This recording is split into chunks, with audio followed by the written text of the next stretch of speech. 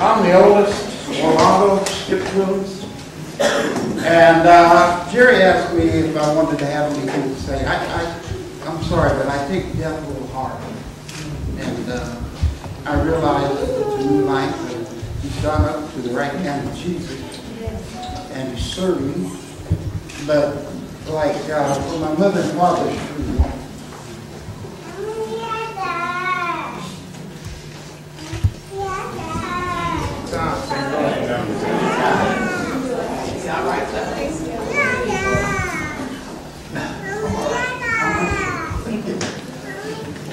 I couldn't talk because all my thoughts and feelings were and are with my mother and father. And basically that's the same way with Steve. We had so many wonderful moments together. And they're my moments. Okay? And it might seem a little selfish, but that's the way I feel. I remember taking them, and Joy might as well have brothers too. And we'd walk all over San Diego. And there was at one time, almost every week, we would walk from our house to the school. I'm saying we walked all over San Diego. And when he was in PI in the Air Force, we talked quite a few times. And he asked me, quite naturally, how the family was doing and so on and so forth. And what I was doing. Well, I was in the middle of, at San Diego State. And he would ask me what books I was reading. And I thought, you know, he's really showing his brother. Real, that's the way he is. Great man, real family, and so on. Because he was really interested in what I was doing. So he was getting ready to muster out all on the border of New Mexico. And he came home and he said, Skip, I got some real good stuff for you. I got some real good stuff for you. He says, I got you one nice Air Force jackets. Okay.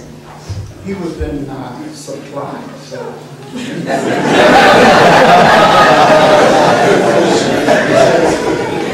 says, I got some nice petite boots and so on and so forth. And he was telling me all the things that he had. And I'm waiting for them to be shipped. There were supposed to be 5 crates. 5 crates. He says, Skip, 2 of them are for the family. I got some stuff from the Air Force. Only 3 crates came home about 3 weeks later. And so, you know, I'm excited. Those Air Force jackets are nice. Blue jackets, nice. Oh, man. Opened up the crates, all 3 of them, nothing but books. Every book that I had read in college, he had them all there in those 3 crates. You know, he got his bachelor's degree, bachelor of art degree in about 2 years. He got his master's degree in 1 year. And then after they said he went to Amherst, but after that he went to Washington State. He went to Wausau. And that's where he followed his mentor, Wausau. But this guy was such an activist. He later went on to Amherst with them. The kind of guy he was. That they're getting ready to come back home, and he ships Jerry and the kids back home. He's still inquisitive. Stevie started walking home in Massachusetts. He's eating, walking. He wants to find out more about the country. And Joey's stepdad was down, where was he, Joey? Memphis. Yeah. Down in Memphis, and Stevie winds up in Memphis. But he finally got home. How long, Jerry? It took him about 3 months, didn't it? That's my brother Steve. And And that's about the only moment here that I'll share with you. You know, he was a great political man. They loved him. They loved him at Kent State. He was getting his master's and they had him teaching because they loved his West Coast hammer. So, I'd like to thank you for listening to my part. But I have so many university students about Stephen in their mind.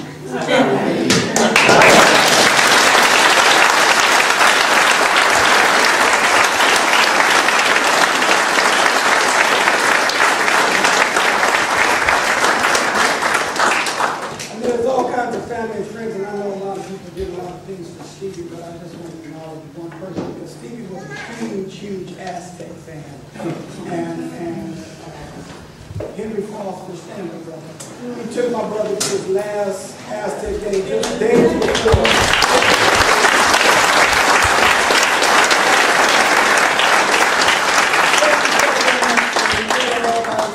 I know other people may have done something, but that's just special to my family. I want to continue on with our program and have a few people come up for a couple of minutes of special memories. Nephew Lon Coons, son Bashir Jones, nephews David and Kitty Parks.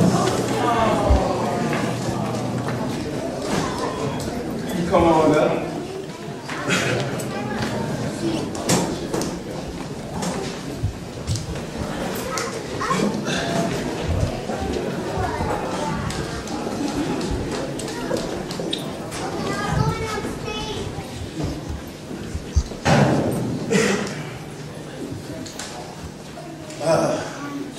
Like my father, I guess I have the same genes as he does. I take that kind of mark, so you guys kind of bear with me a little bit. 2 years ago, I moved to Reno, and my wife drove one car. We had 2 cars in our family, and I drove the other car. Guess we were around in the LA area. This is a quick little story. And Uncle Steve called me. Several hours later, I get to my apartment in Reno. I'm like, Uncle Steve, I'm here. I'm here. And that's how Uncle Steve was, his long-winded.